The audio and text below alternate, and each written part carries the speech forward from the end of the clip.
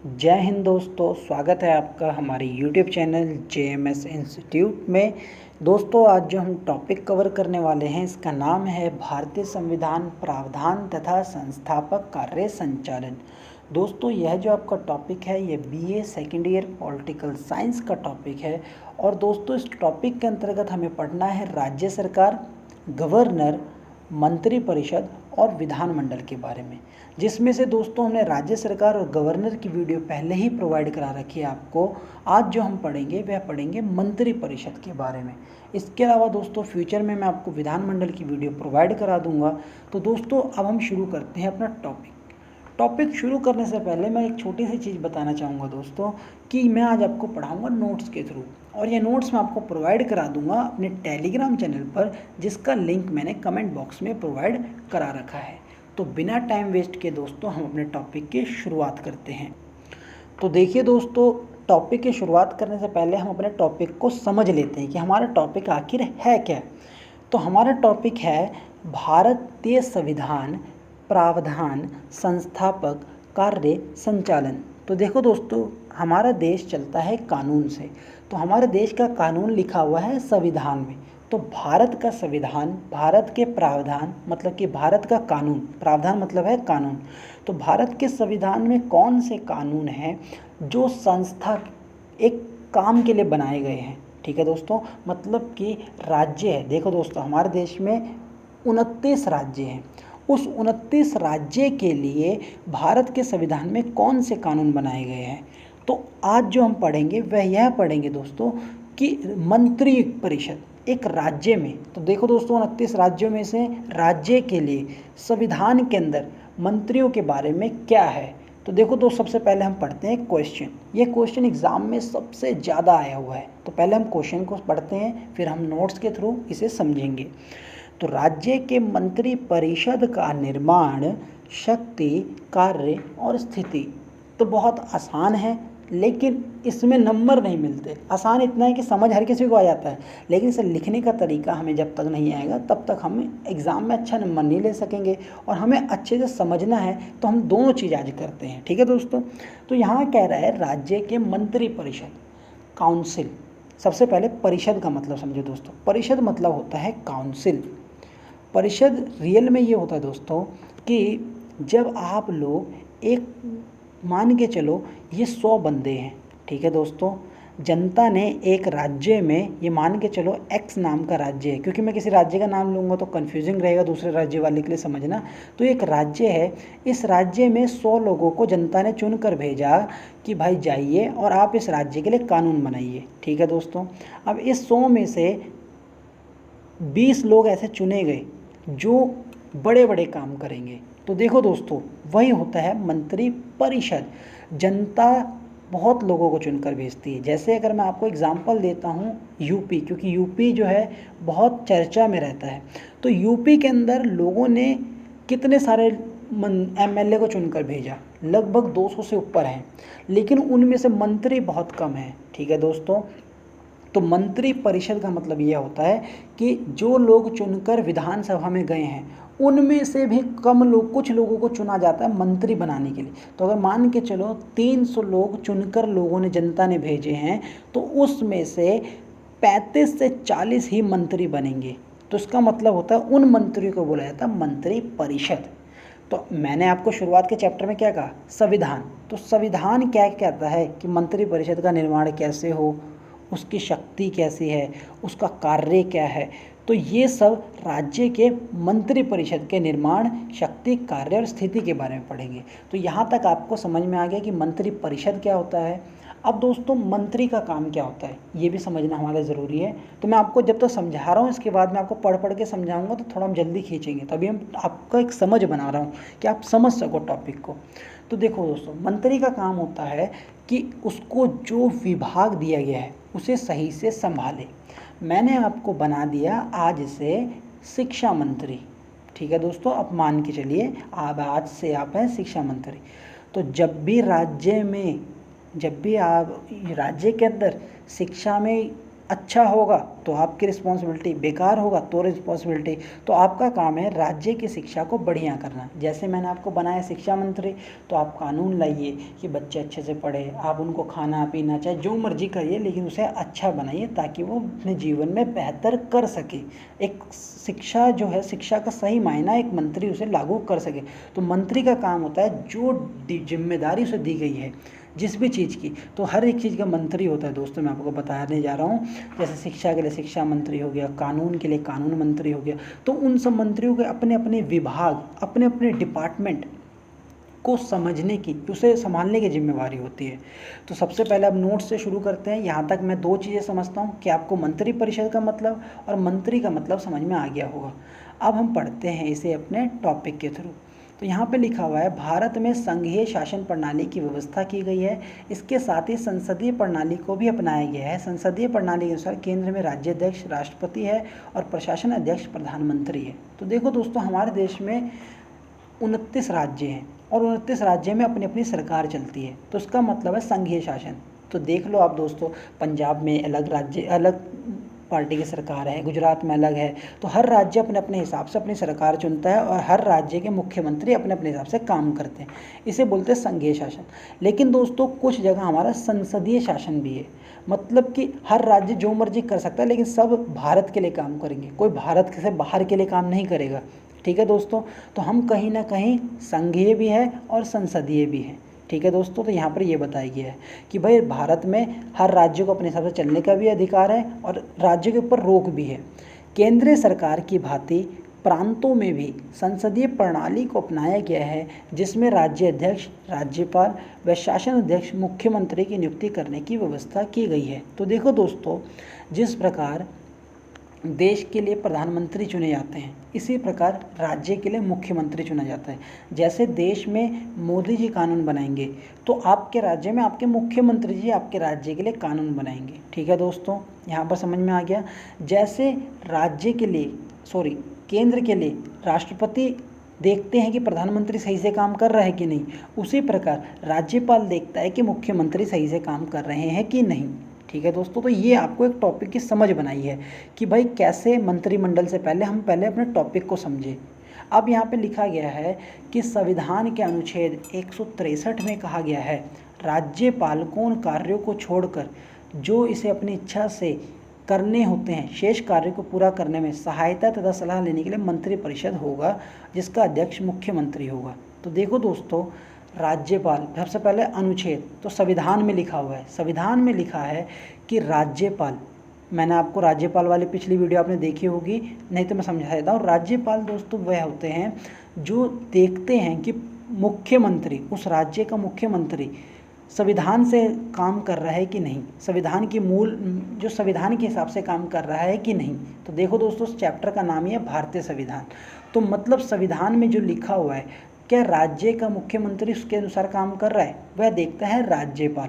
ठीक है दोस्तों, तो राज्यपाल जो है दोस्तों, राज्यपाल को यह बताया गया है कि राज्यपाल जो भी काम करेंगे वो मुख्यमंत्री से पूछ के करेंगे। और मुख्यमंत्री किससे पूछेगा? अपने मंत्रियों से। तो इसीलिए से मुख्यमंत्री भी कहा जाता है।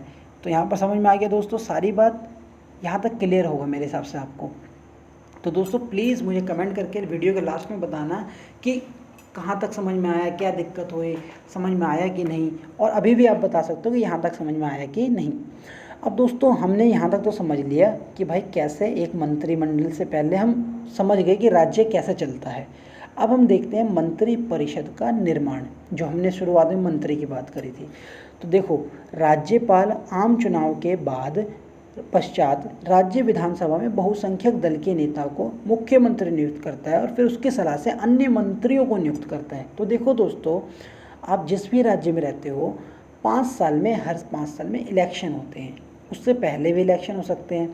जब इलेक्शन में जो पार्टी मतदान जीतती है, ठीक है दोस्तों, वह जीती हुई पार्टी का जो नेता होता है, जो जीती हुई पार्टी का मुख्यमंत्री जो हेड होता है, उसे राज्यपाल मुख्यमंत्री चुनता है। वह मुख्यमंत्री, अब मुख्यमंत्री हेड है, जैसे मान के चलिए आज यूपी के अंदर योगी आदित्यनाथ जी मुख्यमंत्री हैं। अब योगी आदित्यनाथ जी जो मुख्यमंत्री चुने गए, अब उनका काम है कि वो अपने मुख्यमंत्री चुने। उनका जिम्मेवारी है कि वो ऐसे ऐसे लोगों को चुने जो अपने अपने जिम्मेवारी निभा सके, अपने अपने मंत्रालय को संभाल सके। तो वो चुनते हैं मंत्रियों को। अब वो जिन मंत्रियों को चुनेंगे वह राज्यपाल को भेज देंगे कि भाई इन बंदों को मंत्री बनाना है, इनकी ये जिम्मेवारी कल से होगी। तो यहाँ पर ये समझ में आया कि मंत्री परिषद का निर्माण कौन करता है? मुख्यमंत्री। तो हर एक मंत्री को चुनने का काम मुख्यमंत्री को होता है। मंत्री परिषद के सभी सदस्यों के लिए यह आवश्यक है कि वे राज्य विधानमंडल के दोनों सदनों में से किसी भी सदन के सदस्य अवश्य हों। देखो दोस्तों, अब मैंने बताया कि आदित्यनाथ जी वहाँ पर क्या हुए? मुख्यमंत्री बन गए। लेकिन ऐसा नहीं है कि वो अपने चाचा के लड़के को या किसी को भी मंत्री बना देंगे, कभी नहीं। मंत्री वही बनेगा जो उस इलेक्शन में जीत कर आया होगा, जो उस इलेक्शन में जीत कर आया होगा। तो यहाँ पर बताया गया है कि वही बनेगा जो विधानमंडल, जिसे लोगों ने पसंद किया है, उनमें से ही मंत्री बनेगा। तो जब इलेक्शन में जो जीता होगा वही बनेगा। लेकिन यहाँ पर एक एक्सेप्शन भी है कि किसी एक सदन का सदस्य, देखो किसी ऐसे व्यक्ति को विधानमंडल के सदन का सदस्य ना हो, मंत्री नियुक्त किया जाए तो उसे 6 महीने के अंदर विधानमंडल के किसी भी एक सदन का सदस्य बनना पड़ता है। यदि भी किसी सदन का सदस्य नहीं बन पाता तो उसे मंत्री पद से त्याग पत्र देना पड़ता है। अब मान के चलो मैंने कहा कि आदित्यनाथ जी जैसे, या कोई भी मान के चलो मुख्यमंत्री है, वह अपने चाचा के लड़कों को नहीं बना सकता मंत्री, लेकिन बना सकता है सिर्फ 6 महीने के लिए। उसे 6 महीने का टाइम मिलेगा कि आप विधानसभा में जीत कर आइए। अब ऐसे में क्या होता है दोस्तों, कई बार ऐसा होता है कि मान के चलो कोई बड़ा पार्टी का बंदा होता है, अब वो चुनाव तो हार जाता है लेकिन वो मंत्री बनाना पड़ता है उसे। तो मंत्री बनाने के लिए उसे मंत्री तो बना दिया, अब उसे 6 महीने में विधानसभा में कैसे लाएं, विधानमंडल में कैसे जितवाएं। जैसे मैं आपको एग्जांपल देता हूँ कि आप और आपका दोस्त चुनाव लड़े, आप बन गए मुख्यमंत्री और आपका दोस्त रह गया, कुछ नहीं बना क्योंकि उसे लोगों ने चुना ही नहीं, वह हार गया अपने इलाके में। लेकिन आप दोनों एक पार्टी से हो, आपने बहुत मेहनत करी, तो आप चाहोगे कि यार मैं इसे क्या बनाऊं, मंत्रिमंडल में बनाऊं, और ये बहुत योग्य व्यक्ति है। तो आप क्या करोगे, उसे 6 महीने के लिए बना दोगे, और उस 6 महीने में जहाँ भी कोई दुर्घटना हो जाए, जैसे मतलब जिस जगह पर कोई एमएलए की त्यागपत्र दे दे या कुछ भी हो जाए, तो उस जगह पे उसे दोबारा री इलेक्शन करवाओगे। तो उसमें उसे चुनाव में खड़ा करवा कर उसे जितवाने की कोशिश करोगे ताकि वो जीत जाए और फिर उसे मंत्री हमेशा के लिए बना रहे। अब मैं जैसे आपको ये चीज़ सही से समझाता हूँ। आप बीजेपी के या कांग्रेस कोई भी पार्टी मान लीजिए, आप XYZ पार्टी के मेंबर हैं और आप जो है आपको मंत्री बनना है क्योंकि आपके पास बहुत क्षमता है कि आप शिक्षा मंत्री बने और आप शिक्षा को सुधार कर सकते हैं। अब जो उस राज्य का मुख्यमंत्री होगा वो सोचेगा यार कि ये बंदा बड़ा काबिल है, इसे मंत्री बनाऊं, लेकिन ये तो इलेक्शन में हार गया था, इसे कैसे बनाऊं। तो सबसे पहले इसे बना तो देंगे 6 महीने के लिए। अब उस 6 महीने में आपको पता ही है दोस्तों, जब इतने सारे लोग चुनकर आते हैं तो वो कोई ना कोई उनमें से त्यागपत्र दे देता है कि भाई मैं अपनी सीट छोड़ रहा हूँ। जब वो अपनी सीट छोड़ता है दोस्तों तो उस जगह पे चुनाव दोबारा होते हैं, 5 साल वाले नहीं, मान के चलो एक सरकार चुनी गई तो 5 साल बाद चुनाव होगा। लेकिन उसमें से कुछ लोग, अब इतने सारे जैसे लोग चुनकर भेजते हैं, उनमें से कुछ लोग जो होते हैं किसी कारणवश पत्र दे देते हैं या कोई किसी की दुर्घटनावश मृत्यु हो जाती है, तो उस जगह पे दोबारा इलेक्शन होते हैं। तो उस दोबारा इलेक्शन में उस मंत्री को कोशिश किया था जितवाने की। अगर वो नहीं जीत पाया तो फिर 6 महीने बाद उसको हटना ही पड़ेगा। तो ये मंत्री बनने की एक शर्त है कि आपको बहुत से बहुत, अगर आप नहीं चुनाव में जीते तो 6 महीने के लिए बनोगे और उस 6 महीने में कहीं ना कहीं आपको जीत कर दिखाना होगा उस राज्य में।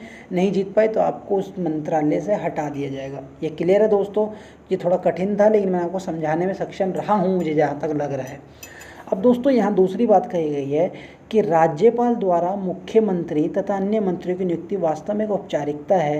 राज्यपाल को विधानसभा में जिस दल को बहुमत होता है उस दल का जो नेता है उसे अवश्य मुख्यमंत्री नियुक्त करना पड़ता है और अन्य मंत्रियों की नियुक्ति मुख्यमंत्री की सलाह से की जाती है। राज्यपाल ऐसे किसी व्यक्ति को मंत्री नियुक्त नहीं कर सकता जिसकी नियुक्ति मुख्यमंत्री नहीं चाहता। तो देखो दोस्तों, यहाँ पर क्लियर बात कही गई है कि जो भी मंत्री बनेगा वो मुख्यमंत्री से ही बनेगा। तो मतलब जो योगी आदित्यनाथ यूपी में जिसको मंत्री बनाना चाहेंगे उसे ही बनाएंगे। वहाँ के जो राज्यपाल हैं वो चाहकर भी किसी को मंत्री खुद नहीं बना सकते। तो यहाँ पर बताया गया है कि जो पार्टी जीतेगी उसका मुख्यमंत्री बनेगा और उसका मुख्यमंत्री जिसे चाहेगा मंत्री बना सकेगा। तो सबसे पहली बात यहाँ तक आपको यही समझाया जा रहा है कि मंत्री कैसे बनते हैं। तो मंत्री बनने की आपने हर एक चीज़ सीख ली कि मंत्री बनने के लिए सबसे पहले आपकी इलेक्शन में पार्टी जीतनी चाहिए। जब आपकी इलेक्शन पार्टी में जीत जाएगी तो आपका जो मुख्यमंत्री होगा वो आपको चुने। उसके लिए आपको विधानसभा में जीत हासिल होनी चाहिए। अगर आप नहीं जीते तो आपको 6 महीने के अंदर जीत कर आना पड़ेगा, ठीक है। और राज्यपाल का कोई दायित्व नहीं है या उनके पास कोई अधिकार नहीं है कि राज्यपाल किसी को अपनी मर्जी से मंत्री बना दे। अब दोस्तों विभागों का विभाजन। अच्छा दोस्तों, विभागों का विभाजन कुछ इस तरीके से समझिए कि आप बहुत टेक्निकल बंदे हैं, ठीक है, और मैं जो हूँ मैं कहीं ना कहीं बहुत टेक्निकल नहीं हूँ। तो मुझे इंजीनियर या फिर जो टेक्निकल मंत्री होगा वो मुझे बनाया जाएगा या आपको बनाया जाएगा? ऑब्वियस सी बात है यार, आपको बनाया जाएगा। क्यों? क्योंकि आपके पास टेक्निकल नॉलेज ज़्यादा है। तो जिन मंत्रियों को, जैसे आप देखते होंगे कि कानून मंत्री किसी को बनाया जाता है तो उनके पास लॉ की नॉलेज बहुत होती है। किसी को शिक्षा मंत्री बनाया जाता है तो उन्हें शिक्षा में काफ़ी हासिल प्राप्त होती है, या फिर जो जिस मंत्रालय के लिए बनाया जाता है उसको उसकी नॉलेज होती है। तो संविधान के अंतर्गत मंत्रियों में विभागों का बंटवारा करने का उत्तरदायित्व राज्यपाल पर है, लेकिन वास्तव में मुख्यमंत्री द्वारा किया जाता है। राज्यपाल मुख्यमंत्री की इच्छा अनुसार ही मंत्रियों को विभाग दे सकता है, बाद में उसके इच्छा अनुसार ही मंत्रियों के विभागों में परिवर्तन करता है। तो देखो दोस्तों, यहाँ पर यह बताया गया है कि राज्यपाल मुख्यमंत्री से पूछता है, मुख्यमंत्री उसी व्यक्ति को वो जगह देते हैं जिसे वो चाहते हैं। बाद में वो बदल भी सकते हैं कि किसी को शिक्षा मंत्री बना दिया, बाद में से बदल कर कुछ और मंत्री बना देंगे। तो ये विभागों का विभाजन होता है। तो कोई भी मंत्री किसी भी मंत्री को मुख्यमंत्री जब चाहे बना सकते हैं। तो दोस्तों यहाँ तक आपको हर एक चीज़ समझ में आई। क्या क्या समझा हमने कि राज्य में कैसे जीत हासिल होती है, कैसे 163 में कहा गया है कि भाई राज्यपाल जो है वो मुख्यमंत्री से सारी सलाह पर सारा काम करेंगे, मंत्री कैसे चुने जाते हैं, मंत्री के विभागों का विभाजन कैसे होता है।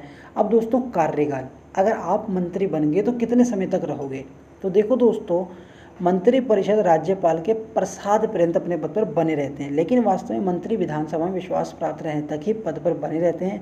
जैसे उनके विरुद्ध अविश्वास प्रस्ताव पास हो जाता है तो उन्हें अपने पद से त्यागत देना पड़ता है।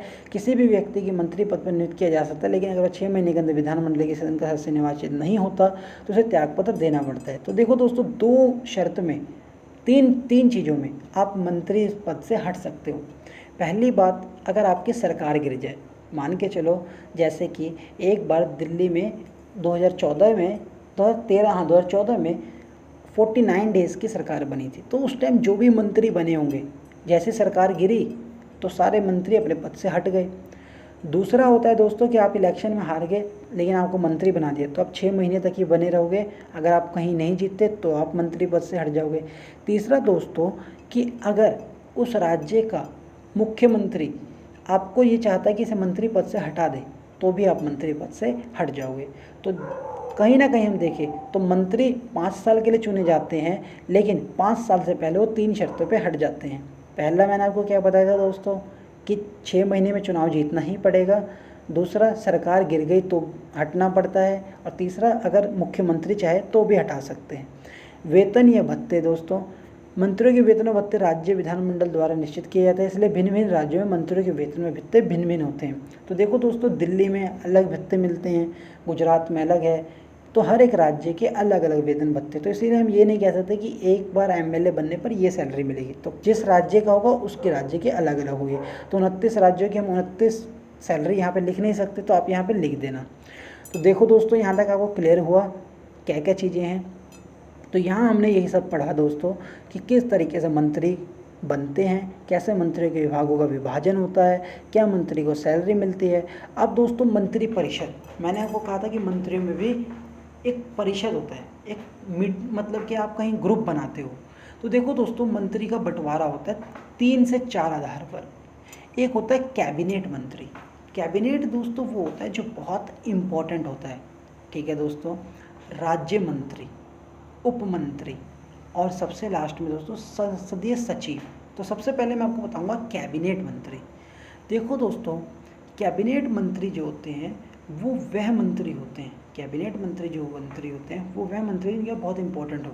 जैसे एक राज्य के लिए इंपॉर्टेंट क्या है, अगर मान के चलो सबसे पहले इंपॉर्टेंट है शिक्षा, कानून, ये सब चीज़ें, न्याय, इनके जो मंत्री होंगे वो माने जाएंगे कैबिनेट मंत्री। अब उससे नीचे वो मंत्री होंगे जिनके पास बहुत कम कम जिम्मेवारी हुई। जैसे मान के चलो दोस्तों कपड़ा उद्योग मंत्री, तो वो काफ़ी छोटे मंत्री, उनके लिए कोई बड़ी जिम्मेवारी नहीं है, तो उनका नाम होता है राज्य मंत्री। उप मंत्री दोस्तों वो जो इन दोनों की हेल्प करते हैं, राज्य मंत्री की और कैबिनेट मंत्री की, कि भाई उनके काम को संभाल लिया, उनके काम को देख लिया, और उसके बाद में अगर कभी राज्य मंत्री एब्सेंट है तो उनके काम को कर दिया, इसलिए उप मंत्री बोला गया है। तो यहाँ तक दोस्तों तीनों मंत्री समझ में आपको आ गए। कैबिनेट मंत्री जिनके पास बहुत भारी भारी डिपार्टमेंट है, राज्य मंत्री जो इन मंत्रियों की सलाह भी, हेल्प भी करते कैबिनेट मंत्री की, और उनके पास थोड़े हल्के मंत्रालय हैं। उप मंत्री दोस्तों जो इनके काम को संभालते हैं, जो कहीं ना कहीं कभी कभार जिम्मेवारी भी ले लेते हैं। और संसदीय सचिव होते हैं दोस्तों जो कहीं ना कहीं सेक्रेटरीट होते हैं, जो कहीं ना कहीं किसी चीज़ की हल्की सी जिम्मेवारी, उनको ये होता है कि उनके ऊपर देख रेख किसी भी, जैसे मान के चलो संसदीय सचिव वैसे हर राज्य में नहीं होते, कुछ ही राज्यों में होते हैं, उनका काम होता है सचिव के रूप में, सेक्रेटरी के रूप में काम करना, मतलब कि उस किसी चीज़ की देखभाल करना। मान के चलो किसी एक डिपार्टमेंट का सेक्रेटरी बना दिया कि आप इस ज़िले का या फिर इस 10 जिलों को आप देखिए और इस 10 जिलों में कैसे काम हो रहा है, तो उस तरह के संसदीय सचिव बना दिया जाता है। तो यहाँ पर दोस्तों एक मैंने आपको शुरू से समझाता हूँ एक बार। यहाँ पर हो रहा है मंत्री परिषद के अंदर 3 वर्ग के मंत्री आते हैं। यहाँ पे बोला गया है कि मंत्री परिषद एक संयुक्त निकाय है, इसमें 3 वर्ग के मंत्री होते हैं। अब दोस्तों ये हो गया कि मंत्री परिषद के अंदर कैबिनेट भी होता है, राज्य मंत्री भी होता है, उप मंत्री भी होता है। कैबिनेट खुद में एक अलग मंत्रालय है, राज्य मंत्री खुद में एक अलग मंत्रालय है, उप मंत्री खुद में एक अलग मंत्रालय है, और सेक्रेटरीट जो सचिव है वो अलग खुद में अपने में जिम्मेवार। कैबिनेट का काम होता है देश मतलब अपने राज्य की सबसे बड़े बड़े चीज़ों की जिम्मेवारी लेना, उसे देखना। राज्य मंत्री का काम होता है अपने इनकी कैबिनेट की हेल्प करना और देखना। उप मंत्री का काम होता है इन सब के कामों को अपने ऊपर लेना और कभी ना आने पर या फिर कभी हेल्प के रूप में काम करना, हेल्पिंग हैंड के रूप में। संसदीय सचिव का काम होता है अपना काम करना। अब इन सबको जब मिला देते हैं इसे बोलते हैं मंत्री परिषद। अब मंत्री परिषद कैसे बनता है, तो दोस्तों मैंने आपको बताया था कि अगर इस राज्य में 350, ठीक है दोस्तों, 350 लोगों को जनता ने चुन कर भेजा है, तो उसमें से कैबिनेट मंत्री बनेंगे बहुत से बहुत 15 लोग, ठीक है दोस्तों, राज्य मंत्री बनेंगे 25 लोग और उप मंत्री बनेंगे 20 लोग। तो इतने लोग ही मिलकर मंत्री बनेंगे, तो इनको बोला जाएगा कि मंत्री परिषद, ठीक है दोस्तों। तो मंत्री परिषद उसमें से एक टीम निकाली गई है, जिसे जनता ने चुनकर भेजा है, उसमें से एक टीम निकाली गई है जो पूरे राज्यों को संभालेगी। लेकिन है देखो लग तीनों के ऊपर मंत्री रहे, तो मतलब तीनों का काम जिम्मेवारी तो है अपने डिपार्टमेंट की। तो आइए दोस्तों अब इसे पढ़ते हैं। कुछ राज्यों में संसदीय सचिव को नियुक्त किया जाता है। मंत्री परिषद क्या काम करती है, तो मंत्रियों का काम क्या होता है। मंत्री परिषद की भूमिका विशेष रूप से मंत्रिमंडल द्वारा निभाई जाती है। पहले वर्ग के मंत्री इसके सदस्य होते हैं, इसकी बैठकों में भाग लेते हैं।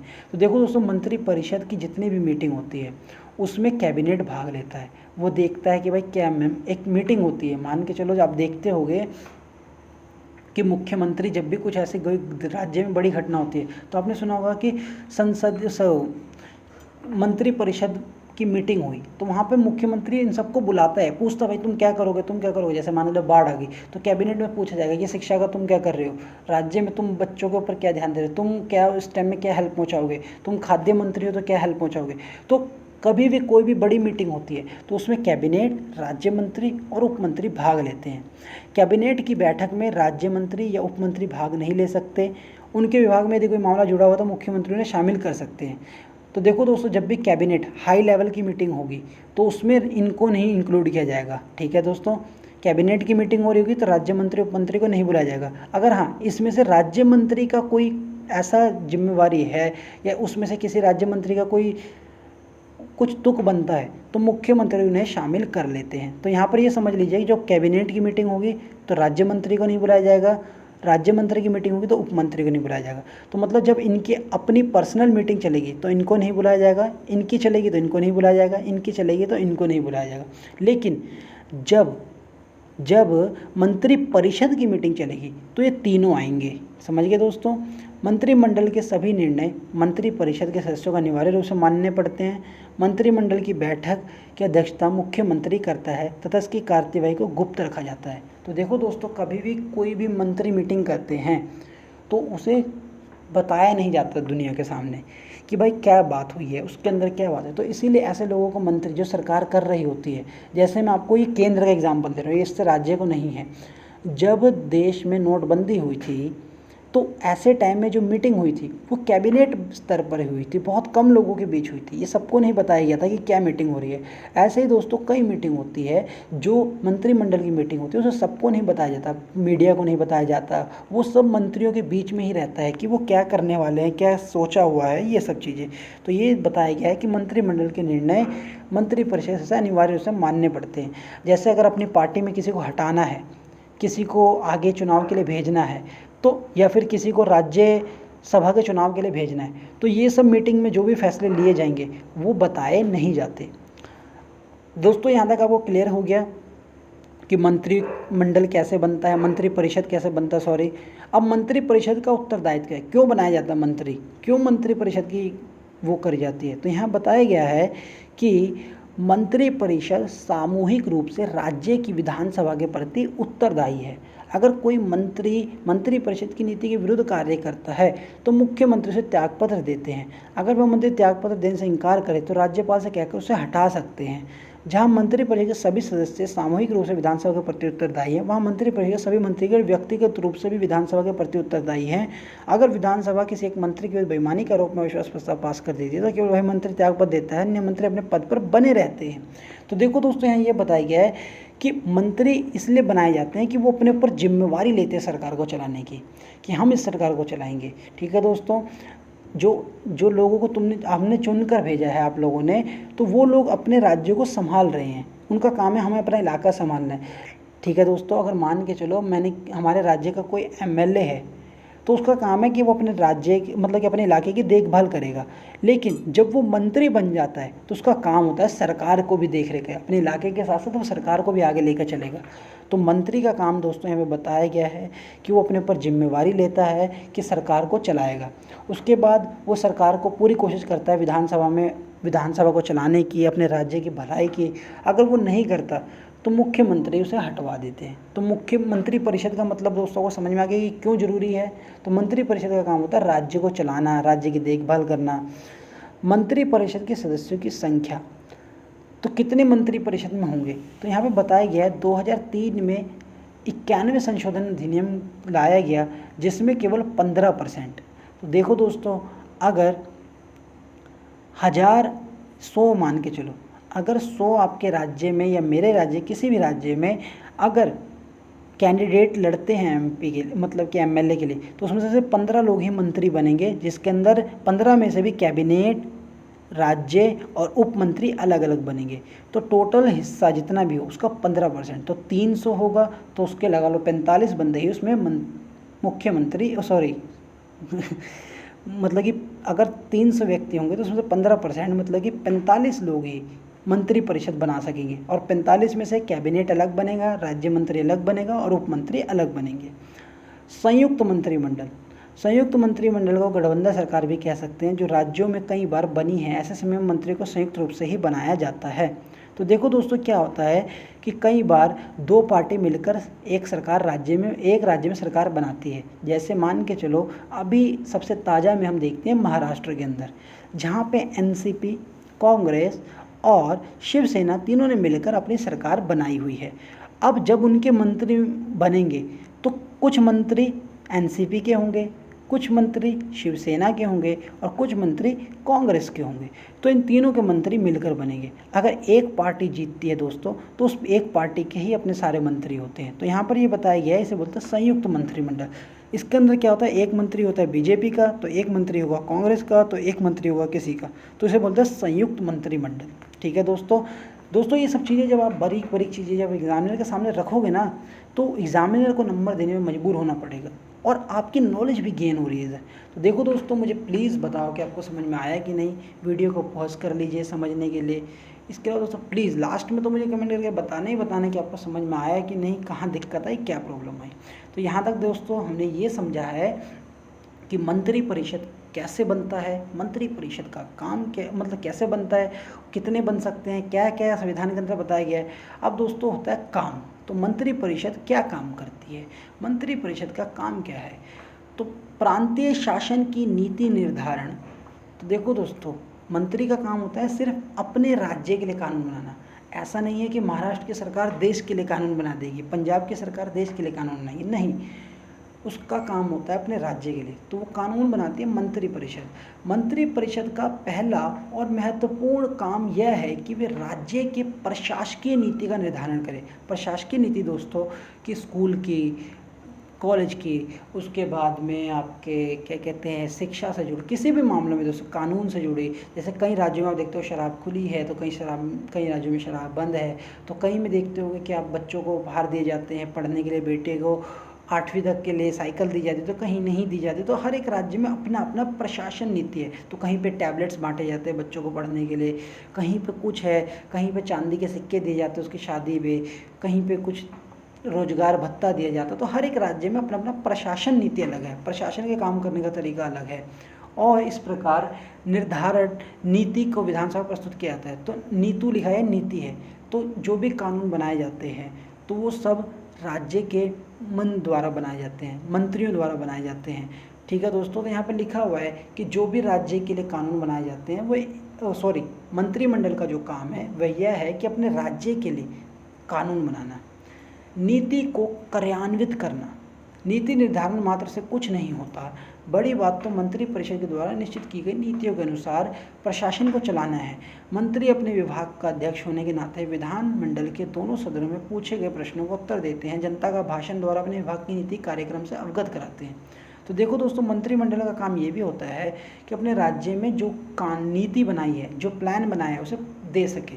जैसे कि मान के चलो यह बोला गया कि हर एक गरीब को 500 रुपये या 1500 रुपये महीने का भत्ता मिलेगा, उसे खाने के लिए अनाज दिया जाएगा, जब तो रोज़गार दिया जाएगा। लेकिन ये प्लान बना दिया, लेकिन उसे लागू भी करना ये सरकार की जिम्मेवारी है। तो यही काम नहीं है कि मंत्रिमंडल से कानून बनाए, कानून को लागू भी करवाए, प्लान को लागू भी करवाए। उसके अलावा दोस्तों वो विधानसभा में जाके ये भी बताते हैं कि हम क्या काम करने वाले हैं। प्रत्येक मंत्री अपने विभाग का कार्य ठीक प्रकार से चलाने के लिए अपने अधीन सरकारी पदाधिकारियों के कार्यों का निरीक्षण करता है। प्रशासन चलाने के लिए मंत्री परिषद विधानसभा के लिए उत्तरदायी है। तो देखो दोस्तों, कई बार ये बोला जाता है कि हमें मतलब कि आपने सुना होगा कि एक पढ़े लिखे ऑफिसर को एक अनपढ़ नेता चलाता है या उसको माननी पड़ती है। तो देखो दोस्तों, ये सही है। कैसे? तो एक व्यक्ति को चुनकर किसने भेजा है? हम लोगों ने। अगर मान के चलो हमने भेजा उस व्यक्ति को कि आप हमारे लिए जाइए और कुछ काम करिए। अब इनके पास एक प्लान है कि भाई कल से आपने बोला मतलब कि ये मंत्री हैं, इन्होंने बोला कि भाई कानून जो है ना इस राज्य में सही होना चाहिए। तो वो सारे पुलिस वालों को फटकार लगाएंगे कि भाई आप इस राज्य में कैसे भी करके कानून को बढ़िया कीजिए, दुरुस्त कीजिए। तो नीति का मंत्री का काम है अपने कार्य करवाना। तो हर एक मंत्री का, जैसे एजुकेशन मिनिस्टर है, तो ज़रूरी नहीं कि एजुकेशन मिनिस्टर सबसे ज़्यादा पढ़ा लिखा हो, वो कम भी पढ़े लिखे होंगे तो वो बोलेंगे कि भाई ऐसा कानून बनाओ जिससे बच्चे ज़्यादा पढ़ सके। तो फिर एक टीचर्स को या फिर उनके एसोसिएशन को एक कानून बनाना पड़ेगा जिससे कि बच्चे ज़्यादा पढ़ सके। तो इसीलिए दोस्तों, अगर मंत्री अनपढ़ भी है तो उसका मतलब ये मत समझो कि वो उसके लायक नहीं है। मंत्री का मेन लक्ष्य होना चाहिए, उन्हें काम करना आना चाहिए। ठीक है दोस्तों, तो मंत्री का मतलब आप यहाँ पे नॉर्मली मैं अगर आपको बताऊँ तो ये बताना चाहता हूँ कि हम जिनको चुनकर भेजते हैं उनका काम होता है कानून बनवा के पारित करवाना, ना कि उनको खुद पढ़ा लिखा होना ज़रूरी है। इसीलिए जब संविधान बनाया गया था तो ये देखा गया था कि जिन्हें हम चुनकर भेजें वो कानून वालों को पकड़ सके, पढ़े लिखे लोगों को ही सिर्फ ये जगह ना दी जाए। तो सीधी सी बात अगर मैं कहूँ तो मंत्री का काम है अपने डिपार्टमेंट के अफसरों को या फिर अपने डिपार्टमेंट के किसी भी जुड़े व्यक्ति को वो बोल सके। तो एक शिक्षा मंत्री जो होगा वो टीचर्स को बोल सकेगा कि आप ये चीज़ लागू कीजिए, तो उसे करना पड़ेगा। टीचर की मर्जी उसमें कुछ भी नहीं चलेगी। यहाँ पर सीधी सी बात। तो यहाँ पर आप समझ गए दोस्तों मंत्रियों का काम क्या होता है या जो मंत्री परिषद है क्या क्या काम करती है। तो मंत्री परिषद पहला काम पॉलिसी बनाती है, दूसरा काम उस पॉलिसी को लागू करती है, फिर उसके बाद उस पॉलिसी से जुड़े जो भी लोग हैं उन्हें एप्रिसिएशन बढ़ावा देती है, उनको डांट सकती है, कुछ भी कर सकती है। विभागों में तालमेल स्थापित करना, शासन की सरलता के लिए संपूर्ण शासन के कई विभाग विभक्त होते हैं। प्रत्येक विभाग का अलग अलग मंत्री होता है। शासन मंत्री परिषद द्वारा निश्चित नीतियों के अनुसार चलाया जाता है, परंतु फिर भी विभिन्न विभागों के अधिकार क्षेत्र के लिए विवाद हो जाता है। मंत्री परिषद विवाद को समाप्त करने के भिन्न भिन्न विभागों में सहयोग पैदा करते हैं ताकि शासन में कार्यकुशलता बनी रहे। इसके अलावा मंत्री परिषद ये देखते हैं कि शासन के अनुसार चल रहा है या नहीं। देखो दोस्तों, एक प्लेग्राउंड है, इसमें बच्चों को खेलने के लिए, बच्चों को प्लेग्राउंड में खेलना है और उसके लिए ग्राउंड में पानी चाहिए। अब पानी जो है जल वाटर डिपार्टमेंट देगा, ठीक है दोस्तों। वाटर डिपार्टमेंट कहता है हम पानी नहीं देंगे, ये कहता है कि हमें बच्चे फिर खेलेंगे कैसे, आगे बढ़ेंगे कैसे। तो ऐसे टाइम में जो मंत्री परिषद होता है वो कोशिश करता है तालमेल बनाने की कि भाई आप ऐसा करिए, पानी छोड़िए, वो जल मंत्रालय बोलेगा और फिर यहाँ से ये खेल मंत्रालय वाले बोलेंगे कि हाँ भाई बच्चों को खेलने के लिए खेल ज़रूरी है। तो इस तरीके से दोस्तों यहाँ पर ये बताया गया है कि विभागों में तालमेल कौन करवाता है, मंत्री परिषद। वो देखता है कि किसी भी जगह अगर ऐसा कोई टकराव हो रहा है तो उसे कोशिश करता है ठीक करने की। ठीक है दोस्तों, समझ में आ गया यहाँ पर आपको कि विभागों में तालमेल कैसे होता है। नियुक्तियाँ, प्रांत की सभी महत्वपूर्ण नियुक्तियां राज्यपाल मंत्री परिषद की सलाह से कहता है। इन नियुक्ति में एडवोकेट जनरल, लोकसभा आयोग, विश्वविद्यालय के उपकुलपति, निगमों तथा मंडलों के अध्यक्ष व सदस्य के आदि शामिल हैं। तो देखो दोस्तों, किसी यूनिवर्सिटी में जो वाइस चांसलर होते हैं, ठीक है दोस्तों, आपके राज्य के कई वाइस चांसलर होंगे। एडवोकेट जनरल जो राज्य को कानूनी सलाह देते हैं। संघ लोक सेवा, राज्य लोक सेवा आयोग जो राज्य में बड़े बड़े डिपार्टमेंट्स पे जो ए से बी रैंक के अफसर आते हैं, उन सब को नियुक्ति वो चुने अपनी काबिलियत से जाते हैं, लेकिन उनको जो अपॉइंटमेंट मिलती है वो राज्यपाल के थ्रू मिलती है। और राज्यपाल किससे पूछ कर करते हैं, मंत्री परिषद से। तो यहाँ पर यही बताया है दोस्तों कि नियुक्तियाँ जो है वो राज्यपाल करता है, मतलब कि कहीं ना कहीं मंत्रिमंडल करता है। मंत्रिमंडल बोलता है कि हाँ भाई इन व्यक्ति की नियुक्ति कीजिए, तो फिर वो राज्यपाल उन्हें नियुक्त करता है। वैधानिक कार्य, तो दोस्तों यहाँ पे समझ में तो आ रहा है ना आपको सारी चीज़ें। तो ये मुझे प्लीज़ यार कमेंट करके ज़रूर बताना और बोर मत होना है, क्योंकि बोर हो जाओगे तो फिर मज़ा नहीं आएगा। आपको नॉलेज भी बढ़ानी है और नंबर भी बढ़ाने हैं, याद रखना है। उसके बाद दोस्तों यहाँ पे बताया गया है कि वैधानिक कार्य मतलब कानून। देखो, कानून निर्माण में मंत्री परिषद की प्रमुख भूमिका है। मंत्री परिषद के सभी सदस्य विधानमंडल के सदस्य होते हैं। सभी महत्वपूर्ण बिल विधानसभा में मंत्री द्वारा ही पेश किए जाते हैं। मंत्री परिषद के विधानमंडल में बहुमत होता है, इसलिए मंत्री के द्वारा पेश किए गए सभी बिल पारित हो जाते हैं। मंत्री परिषद की इच्छा के विपरीत कोई भी बिल कानून का रूप धारण नहीं कर सकता। यह निश्चित करते हैं विधानमंडल का अधिवेशन कब बुलाया जाए, कब समाप्त किया जाए। राज्यपाल को विधानमंडल द्वारा इस राज्य में अधिवेशन नहीं हो रहा तब मंत्री परिषद राज्यपाल के नाम से आदेश जारी करते हैं। देखो दोस्तों, यहाँ बताया गया है कि कोई भी कानून पास करना हो मंत्री को, तो मंत्री जब भी कानून रखेंगे तो सबको मानना पड़ेगा, क्योंकि मंत्री इंपॉर्टेंट पार्ट होते हैं और उनकी इच्छा के विरुद्ध कोई कानून नहीं आ सकता। कोई कानून चाहेगा कि मैं पास करवा दूँ तो नहीं, कानून कौन पास करवाता है, मंत्रिमंडल। तो देखा होगा आपने कि जो राज्य के मंत्री होते हैं वही कानून लाते हैं। तो आपके इलाके का जो एमएलए होगा वो ला सकता है, लेकिन उसका कानून नहीं चलेगा। तो जो मंत्री होते हैं वो राज्य विधानसभा में वही ज़्यादातर कानून लाते हैं। तो सबसे पहले बिल लाया जाता है कि ये कानून बनना चाहिए, फिर उसे सब वोट दे देते हैं और वह कानून बन जाता है। लेकिन यहाँ पे बताया गया है कि उसके बाद उस कानून पे भाषण भी देते हैं, बताते हैं कि ये कानून कैसा है। राज्य विधानसभा का अधिवेशन नहीं हो रहा है तो तब मंत्री राज्यपाल के नाम से आदेश जारी करते हैं। देखो दोस्तों, कई बार कानून लाना होता है तो अध्यादेश है, ये आदेश नहीं है, अध्यादेश।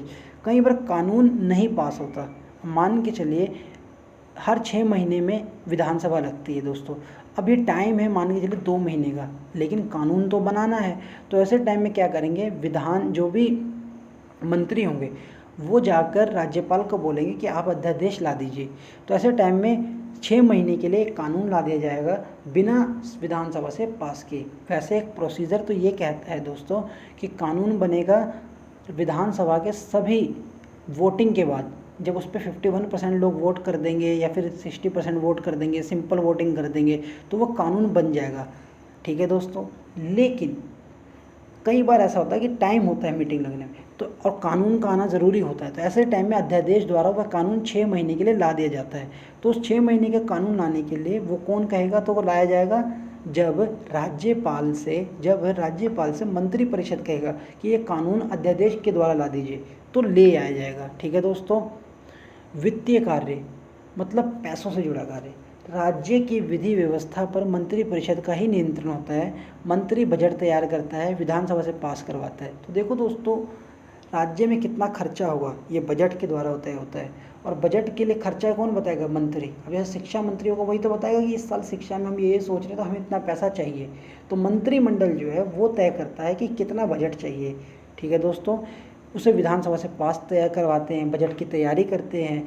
उसके मंत्रिपरिषद का बहुत बड़ा हाथ होता है। यदि बजट विधानसभा द्वारा अस्वीकार कर दिया जाए तो संपूर्ण मंत्रिपरिषद को त्यागपत्र देना पड़ता है। बजट पास होने के बाद मंत्रिपरिषद निश्चित की गई रकम के आधार पर खर्चा करती है, उसके लिए उत्तरदायी भी है। तो देखो दोस्तों, जो भी बजट आता है फिर उसे उस हिसाब से खर्च किया जाता है। मंत्रिपरिषद के द्वारा किए गए सारे कार्यों से स्पष्ट है कि वह संस्था है जो राज्य का शासन चलाती है। राज्य की नीतियों को निश्चित करने से लेकर शासन चलाने, राज्य में शांति व्यवस्था बनाए, कानून बनाना, बजट तैयार करना, उसे पास करवाना आदि मंत्रिपरिषद का ही प्रभुत्व रहता है। इसलिए मंत्रिपरिषद को राज्य का वास्तविक शासन चलाने वाली संस्था कहा जाता है। तो देखो दोस्तों, वित्त तो यहाँ तक खत्म हो गया कि खर्चा करना राज्य का दिन है। लेकिन यहाँ पे बताया गया है कि पूरे राज्य को तो मंत्री चला रहे हैं, मंत्री चलाते। तो देखते हो गए आप दोस्तों कि जितने भी जो भी जवाबदेही हो गई, जो भी राज्य को सही से चलाना हो गया, राज्य के लिए कोई भी कानून बनाना हो गया, राज्य के लिए कुछ भी करना हो गया, तो वो मंत्री ही करते हैं।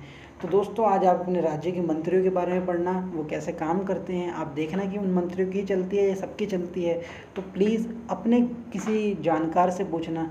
तो इस तरीके से दोस्तों हमने इस चैप्टर को इस टॉपिक को कवर कर लिया है। अब अगले टॉपिक में हम विधानमंडल को कवर करेंगे। तो दोस्तों प्लीज़ एक बार गो थ्रू कर लीजिएगा, देख लीजिएगा आपको समझ में आया कि नहीं। प्लीज़ प्लीज़ प्लीज़ मुझे कमेंट करके बताइए ताकि मैं फीडबैक सही से समझ सकूं, अगली वीडियो में कुछ चीज़ों को सुधार कर सकूं। दोस्तों आप अच्छे हों, ध्यान रखें अपना। जय हिंद, भारत माता की जय, वंदे मातरम।